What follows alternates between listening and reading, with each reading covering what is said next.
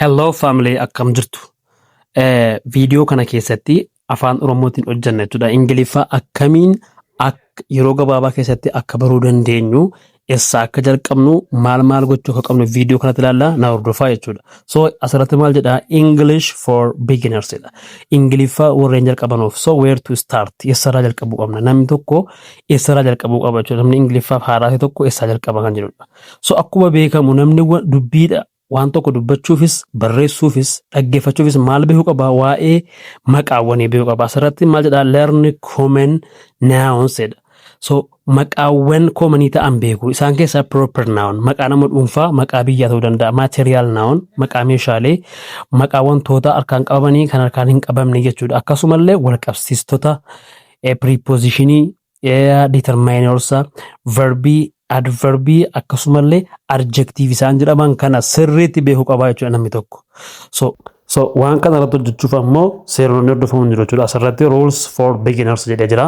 Rule 1 it says learn nouns and pronouns jedha. Warreen bakka maqaa bu'an she jechuun dubartii bakka bu'a, he jechuun dhiira tokko, it immoo wantoota maateriyaalii kanneen kana bakka bu'a jechuudha. Isaan kun easy fudhatu. She is, it is jenna. We ayin mo ami fudhata.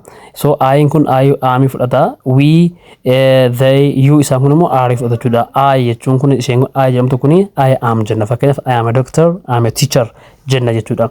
Isee kana adda baafachuun dirqama jechuudha. Inni kun egaa rule 1 jennee kan lafa keenya jechuudha. So rule 1 kana keessatti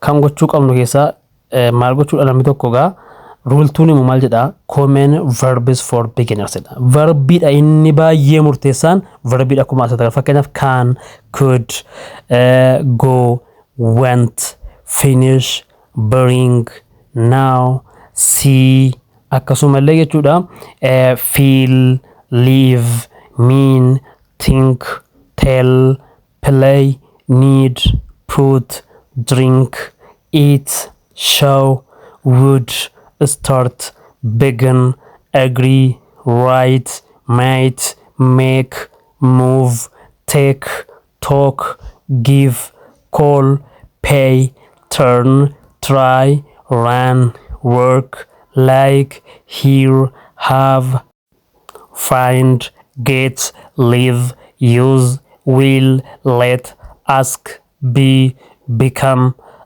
come, cut, sit, jump, throw, wear. Isaan kan egaa yoo beekne hiika isaanii yoo beekne karaa salphaa fi yeroo gabaabaatti Ingiliffa keenya develop gochuu dandeenya jechuudha. So isaan kun irratti focus gochuun baay'ee barbaachisaadha jechuudha. Kun rule 2 dha jechuudha. Rule 3 tti immoo gaafa seennu rule 3 immoo baay'ee barbaachisaadha. Inni immoo maqaadhaan wal qabata jechuudha. Amaloota maqaa, saayizii isaa, guddina isaa, kalarii isaa ibsanis top adjectives jedha asirratti jechuudha.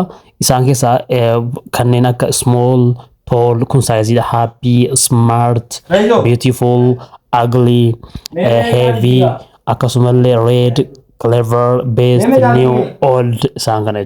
Ingiliffaa guyyaa guyyaatti jechuudha. Kanneen maatii keenya wal qabatanu, kanneen hojii keenya wal qabatanu, guyyaa guyyaatti wanta raawwannuu fi haala qilleensaa ibsuu ofuma keenya inshaakalla jechuudha. Rule 5 immoo practice gochuudha, yaaluudha jechuudha.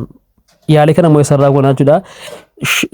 Watching short videos, video, movie, story waan garaagaraa kana yoo irratti hojjenne ilaalle jenne ofii keenya develop goona jechuudha dandeettii Ingiliffaa keenya jechuudha. Bye bye, see you next video.